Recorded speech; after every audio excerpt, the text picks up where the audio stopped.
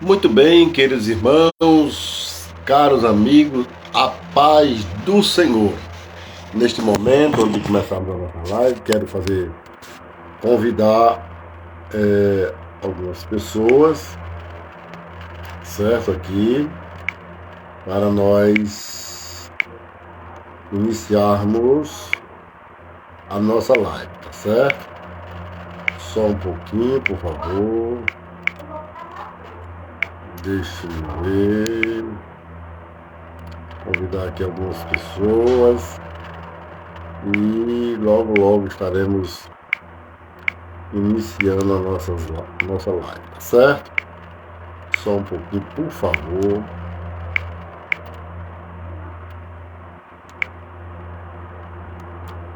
Glória a Deus.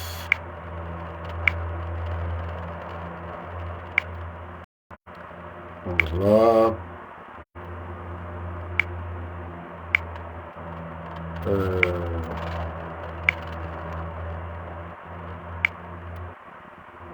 Glória a Deus. Muito bem. Convidei algumas pessoas aqui para nós darmos início a esta live. Hoje, pela tarde, eu estava conversando com um irmão e falando em assuntos cotidianos, e aí veio-me a lembrança sobre Vasti. E aí eu lembrei, eu digo, hoje eu vou aproveitar,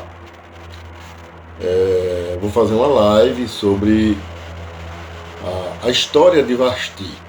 Claro que não é uma história ampla, é uma síntese bem minúscula, né?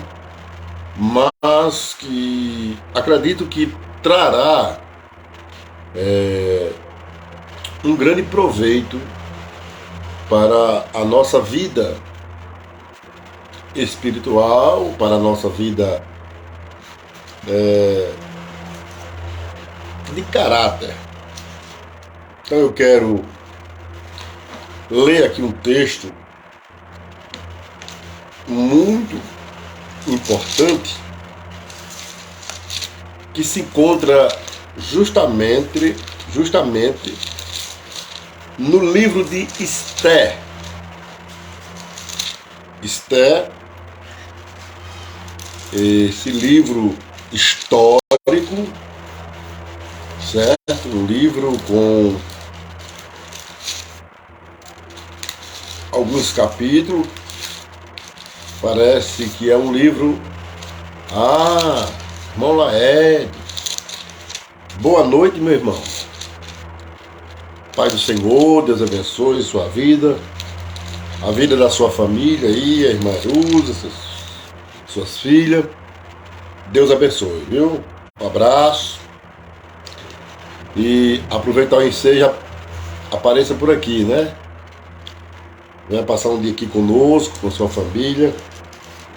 Mais uma vez eu não estou mais convidando, agora eu estou convocando. Deus abençoe, meu irmão. Um abraço, viu? Deus te abençoe. É um livro composto de 10 capítulos. 10 capítulos é o livro de Esther, certo? É um livro histórico, um livro que fala de uma história que foi conquistada, né? No irmão Ilma Neves, a paz do Senhor, Deus abençoe. Um abraço aí no meu amigo Salomão, Deus abençoe. Saúde para ele, recuperação. Deus abençoe, irmã Ilma. Oreis por nós. Amém. E aí, esse episódio aconteceu no poder do Império do Medo-Persas, quando o Medo-Persas tomou o poder babilônico, né, conforme a profecia de Daniel, e aí os medos e os persas dominavam. E Assuério, que era o rei da Persas, conhecido como Artaxerxes, que também Artaxerxes é um título dado a uma pessoa, então como Faraó, como Herodes, são títulos dados a um rei, mas o seu nome era Assuero, o rei Assuero. Mas eu não quero ir muito além não quero me estender muito não. Eu quero partir de uma coisa aqui muito importante, porque nós estamos vivendo num mundo muito sagaz.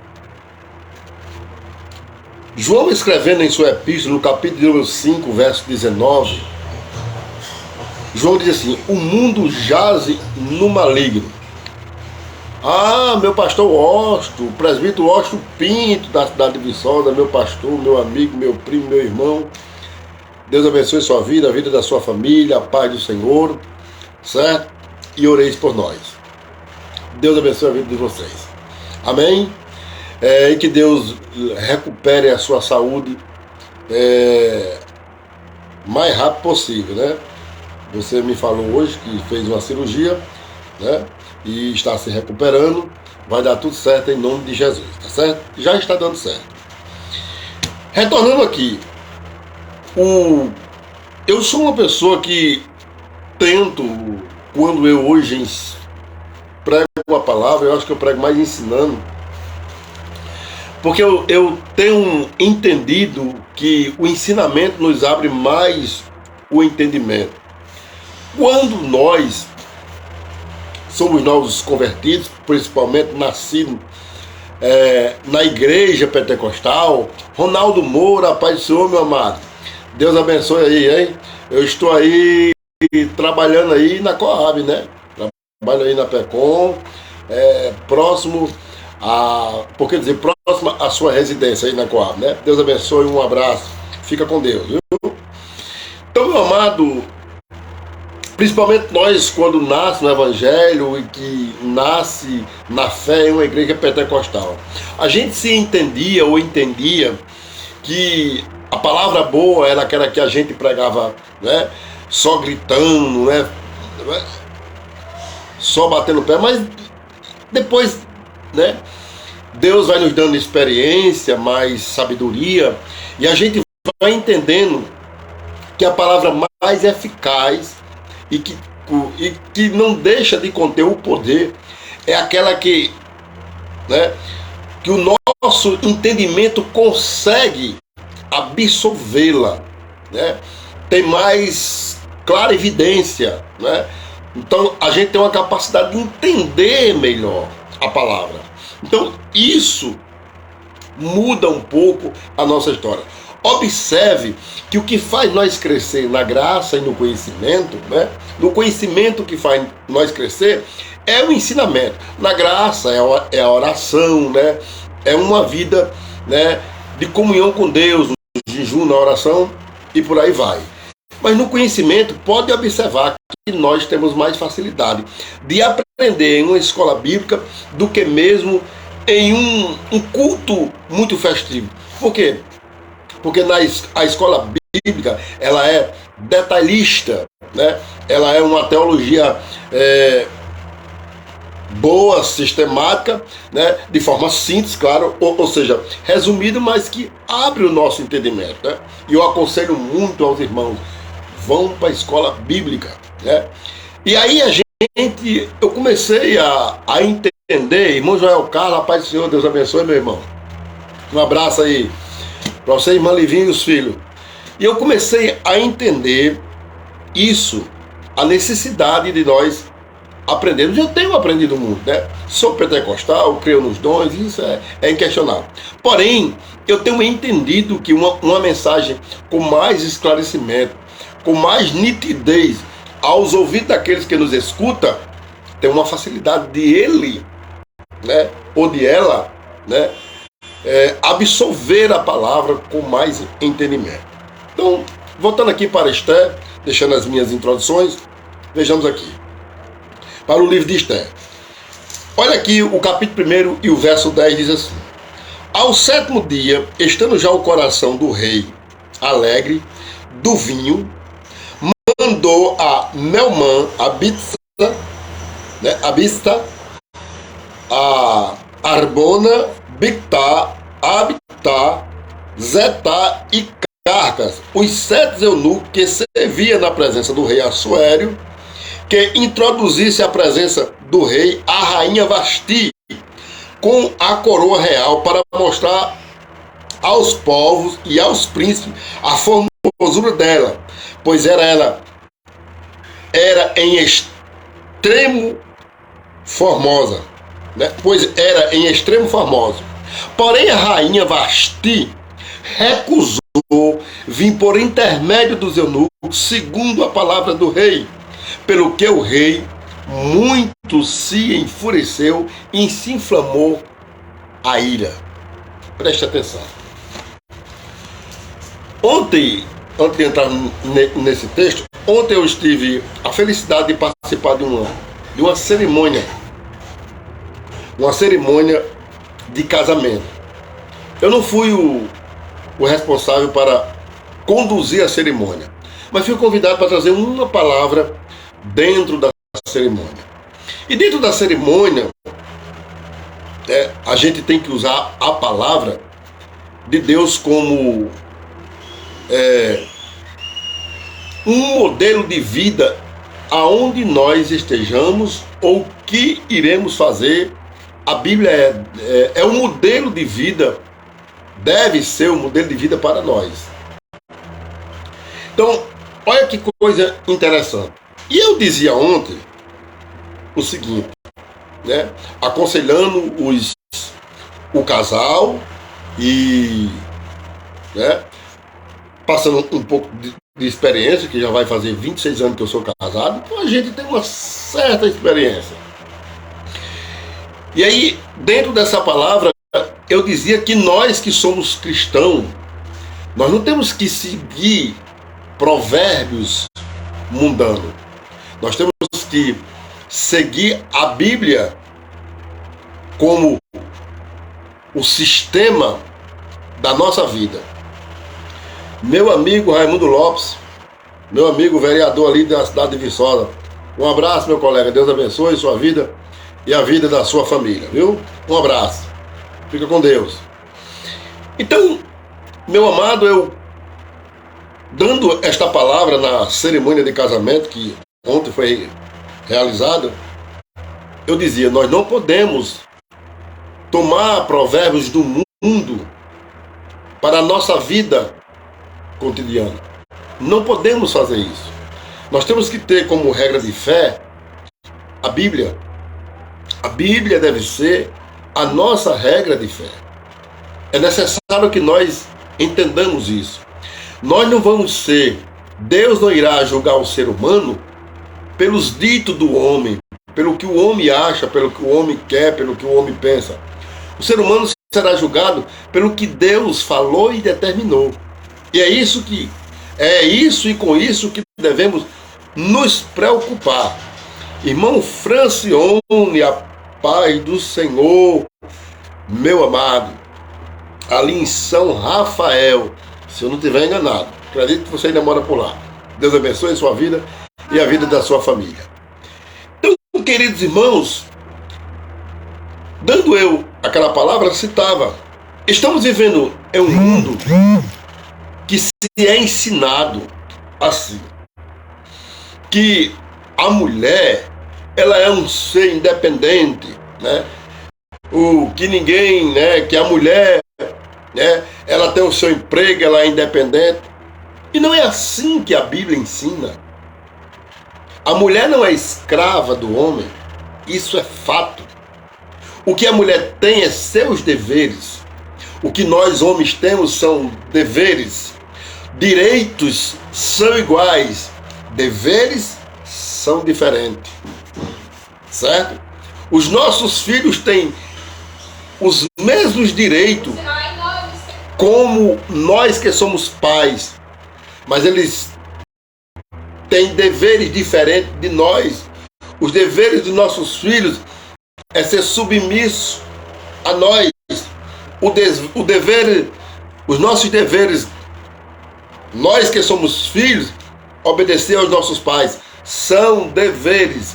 Direitos é diferente de dever. Direitos são iguais, deveres são diferentes. Então, eu falava isso porque é incentivado, introduzido na mente das mulheres hoje essa história. Quando se diz que a mulher, ela estando empregada, ela não é submissa, não. Eu até falei, né? Cheguei a dizer, olhe, acho que a irmã Abimael, né? Pai do Senhor, irmã Abimael, Deus abençoe você e sua família, viu? Um abraço. Eu cheguei a dizer assim, olhe, né? Fiz uma hipótese. A minha esposa, ela poderia ser a presidenta da República. A Bíblia autoriza que ela seja submissa a mim. É a Bíblia que ensina isso. Paulo, escrevendo aos Efésios, no capítulo 5, ele vai mostrar isso. Irmão, vai ser. Deus abençoe, meu irmão. Então, a Bíblia vai mostrar isso. Isso não é questão de escravidão. São direitos que Deus deixou e deveres. Deveres são diferentes. Deus deu qualidades na mulher que o homem não tem. A mulher tem tantas qualidades boas que Deus deu que o homem não tem. E o homem tem qualidades que Deus deixou que a mulher não tem. Que aí começa a partir para os deveres. Qual é o dever, né? Observe que a mulher, Júnior Alexandrinho, Deus abençoe, viu, meu sua vida, Deus abençoe. Os deveres é coisa diferente de direitos e que se é envolvido dentro da sociedade como se isso fosse a mesma coisa, mas não é. Não é. Não é. E a lei divina não é como a lei do nosso país. A lei divina ela é diferente. A lei divina é para todos. Todos diante de Deus, perante Deus, são iguais.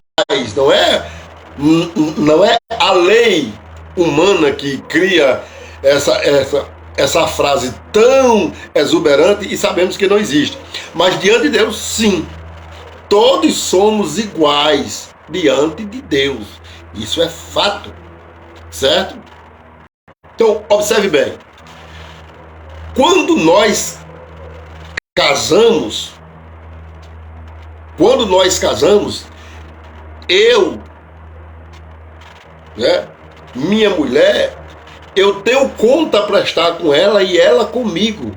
Não é porque eu sou um homem, eu sou o cabeça da casa, né, e eu faço o que eu quero, eu ando do jeito que eu quero. Não, senhor. A Bíblia diz assim, vós mulheres, sede submissa aos vossos maridos, como a igreja é a Cristo. Paulo usa até a igreja como um método de exemplo. E aí Paulo diz, vós marido, observe que a responsabilidade maior está em nós que somos homens. Vós marido, amai as vossas esposas como Cristo ama a igreja. Paulo agora já utiliza Cristo como um exemplo de um amor a uma esposa. Assim como Cristo ama a igreja. Não existe isso. Esse provérbio é do mundo. Quando se diz, olha, você é uma mulher empregada. Por que eu estou dizendo isso? Abrindo um parênteses. Porque as nossas mulheres, né, quando eu digo as nossas, porque a sua, a minha, as nossas mulheres, elas são inflamadas por essas setas adversas na mídia, né, nas mulheres mais livres. Não, porque nós somos independentes. Não, nem eu sou independente, nem minha esposa é independente. Eu tenho um compromisso com ela e ela tem comigo. Eu não sou independente. Fiz uma aliança com ela. Ela fez uma aliança comigo. Não existe independência entre nós. Existe uma aliança. Assim como a igreja de Cristo, assim como uma pessoa se torna crente, cristão, ele agora está submisso à vontade de Cristo. Ou seja, o que ele gostava e que Jesus não gostava, ele vai deixar de fazer. Num casamento, é só um exemplo, não é diferente. E se é também dito muitas vezes o seguinte: olhe, quando você me conheceu, eu já era assim. Não. Eu também pensava assim, mas não é assim. Temos um compromisso com o nosso cônjuge. Eu pertenço a ela e ela pertence a mim. Eu tenho um compromisso. Esse sistema é do mundo. Esse sistema é do mundo. Irmão Severino, a paz do Senhor, Deus abençoe você e sua família. Um abraço, meu irmão. Então, esse sistema é do mundo. Isso eu não estou dizendo que o homem tem que ser machista. Não é isso. Olha como a Bíblia é equilibrada. Olhe, vós mulheres, seja submisso ao vosso esposo, como a igreja é a Cristo. Olha só. Veja só. É verdade, Mamel. Está certo. Positivo. Você está fazendo aqui uma metáfora usando o cérebro como exemplo. É o comando do corpo. Verdade. Então, veja só. Mas aí o próprio Paulo, para o homem não se achar que tem todo o direito, Paulo diz: vocês têm uma responsabilidade maior de amar as vossas esposas. Então, se eu amo a minha esposa, eu tenho um compromisso com ela. É assim que a coisa funciona. Ninguém tem direito mais do que outros. Não. Apenas deveres diferentes. Direitos iguais. É totalmente diferente. Né? Então, as nossas mulheres são muito inflamadas pela mídia, pelos artistas, pelas redes sociais. Isso aí. E eu sou independente. Não é. A minha mulher, a minha esposa, não é o meu objeto, como eu não sou objeto dela. Mas eu tenho um tratado com ela. Ela tem um tratado comigo. Meu amigo Ivanaldo Regis, um abraço, meu amigo, viu? Deus abençoe. Aproveita aí de os meus parabéns a seu pai João de Abel, viu? Deus abençoe. Então, isso nós temos que compreender. Porque senão a nossa família, ela vai de alga abaixo, né? Como diz o provérbio popular, de algo abaixo, ela vai se afogar, ela vai se afundar, porque o sistema do mundo, ele vão invadindo a nossa família, né?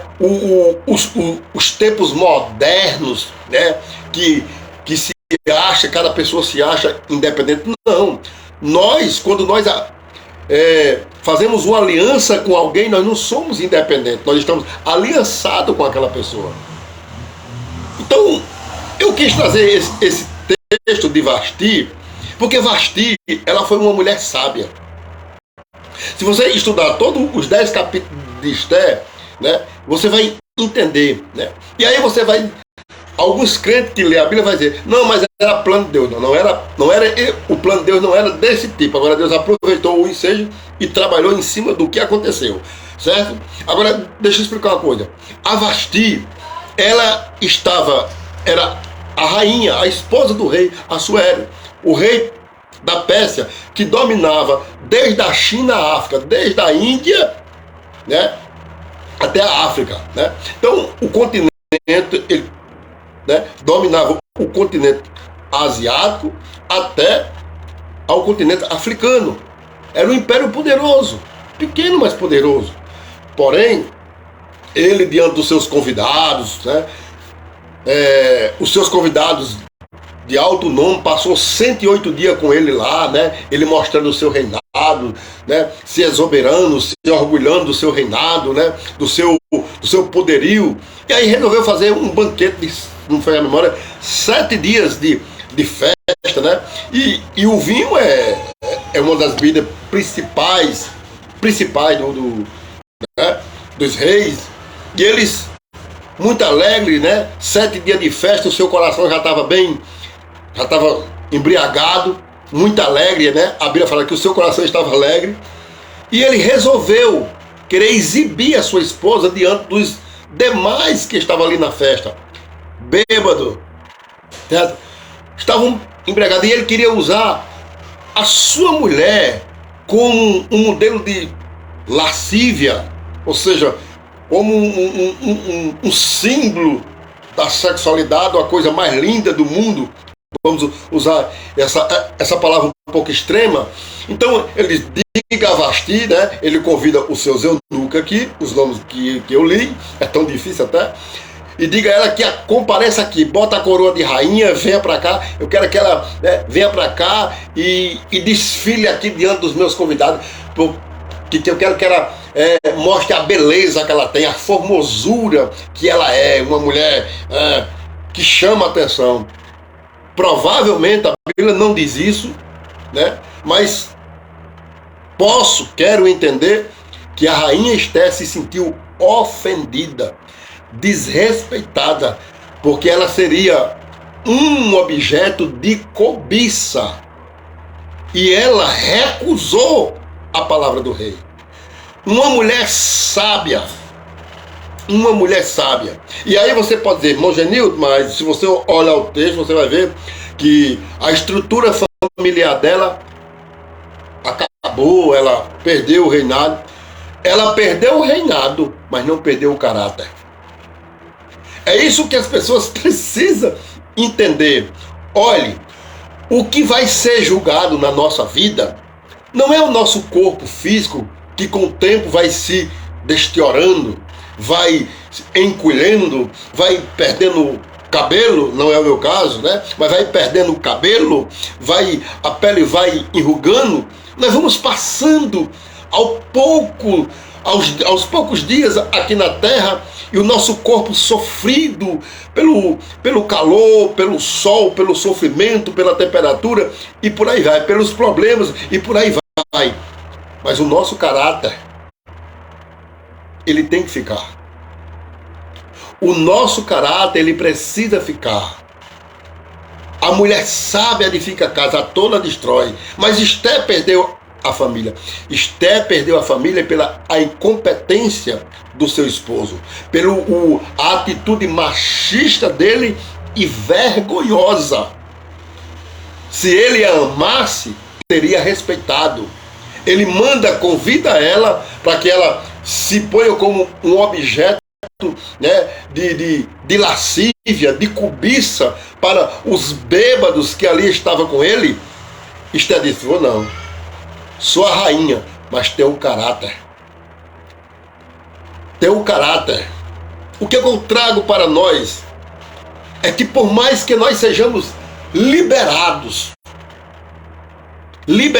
pelos homens para fazer o que quisermos, mas nós temos um que não deu liberdade à libertinagem.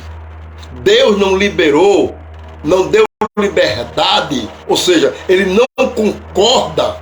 Nós temos a liberdade de escolha, porém ele não concorda com muitas escolhas que nós fazemos.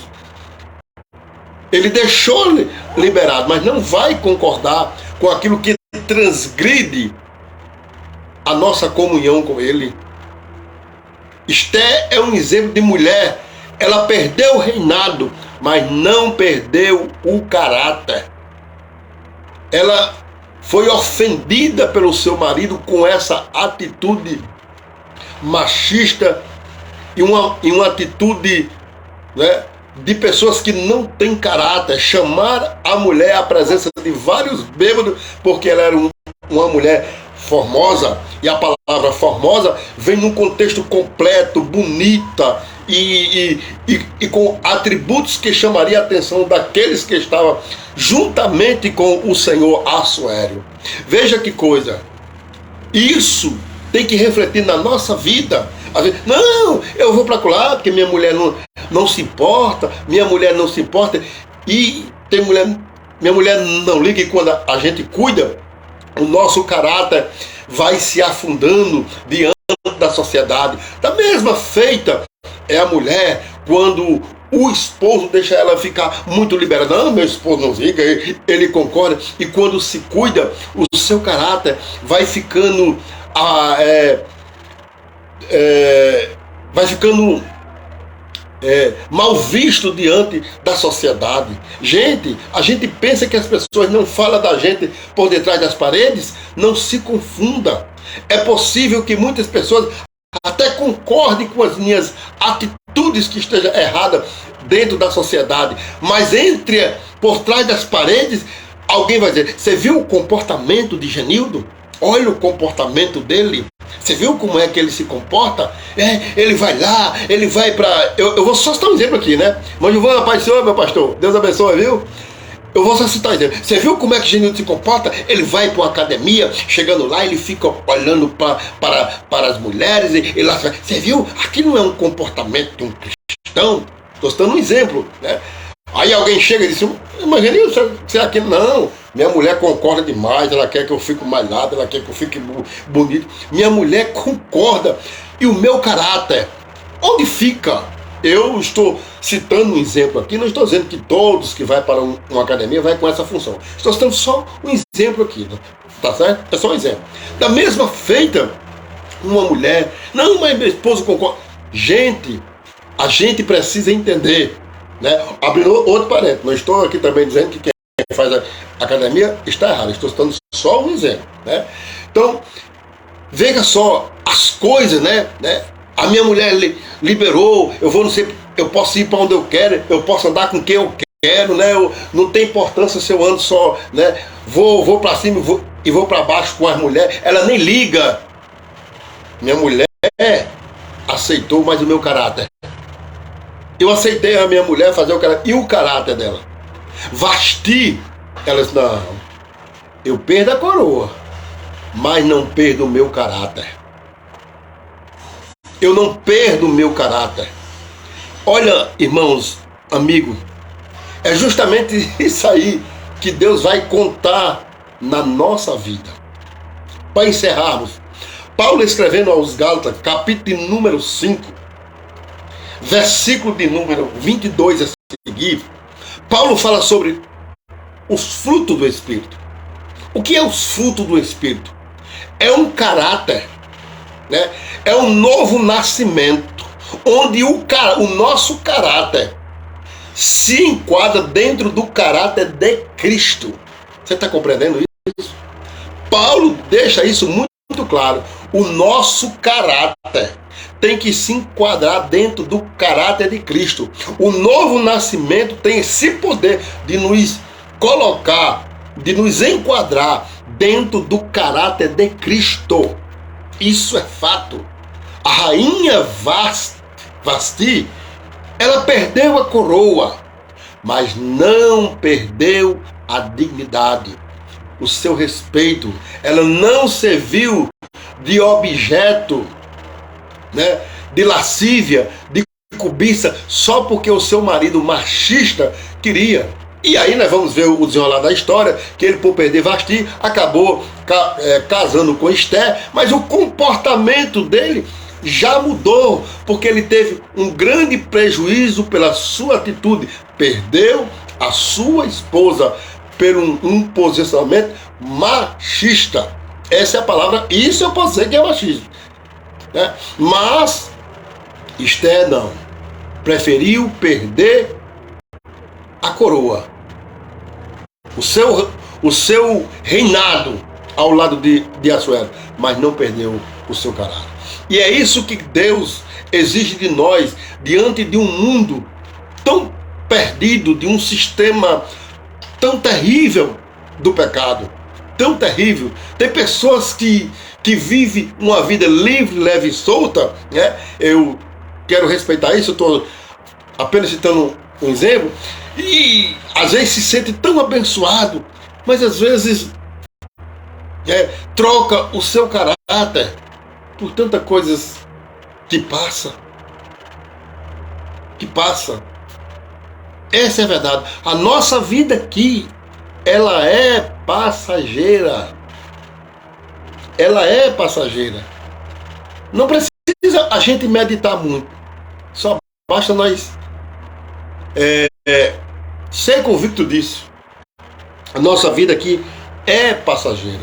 Às vezes eu fico meditando aqui na minha casa, depois que eu vim para cá, para o Alto Rodrigues, vai fazer 12 anos que eu estou por aqui. E acreditem se quiserem, eu me lembro de todas as pessoas de Viçosa que já partiram depois que eu saí daí. Me lembro de todos, por incrível que pareça. Me lembro de todos. Me lembro no dia de um, dos outros, mas vou me lembrando, né? Depois que eu saí daí de Viçosa, já morreu mais de 100 pessoas. E eu, por incrível que pareça, são pessoas amigas que já foram, né? E nós estamos na fila. Estamos na fila, né? Eu não sei qual é o número da minha ficha, mas eu estou na fila. Mas eu quero estar na fila com Cristo. E para eu estar com Cristo, o seu caráter precisa estar em mim.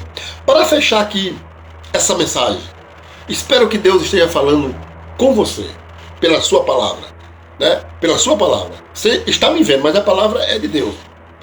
Quando Jesus morreu na cruz, talvez pouquíssimas pessoas saibam disso.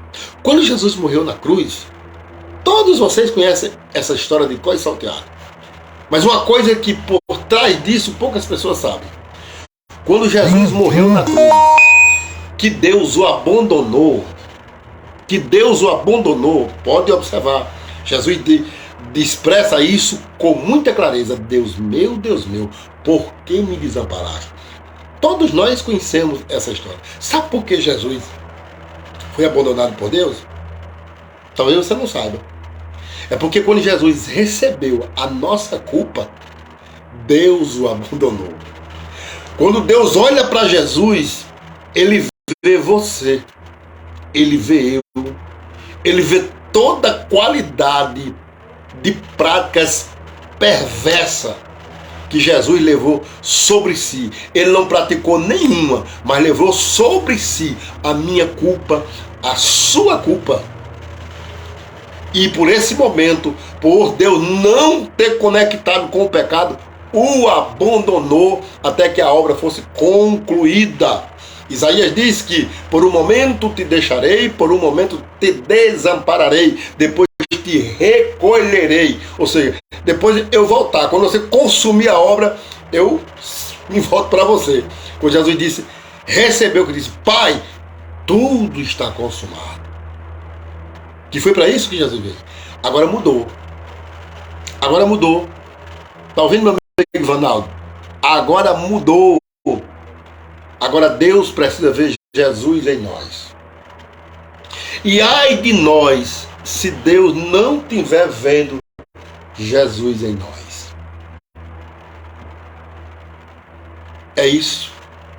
Quando a gente chama que as pessoas precisam aceitar Jesus, é porque as pessoas precisam se enquadrar. Eu preciso, você precisa, nós precisamos se enquadrar dentro do caráter de Cristo. Para quando Deus olhar para nós, ver em nós o caráter de Cristo, ou ver Cristo na nossa vida.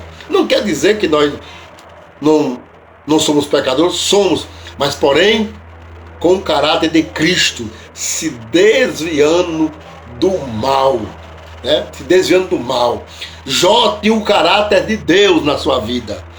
E Jó era pecador também, mas tinha o caráter de Deus. Por que Jó tinha o caráter de Deus? Porque o próprio Deus disse a Satanás, observaste meu servo Jó, homem íntegro e fiel e que se desvia do mal. Então que Deus em Cristo nos abençoe.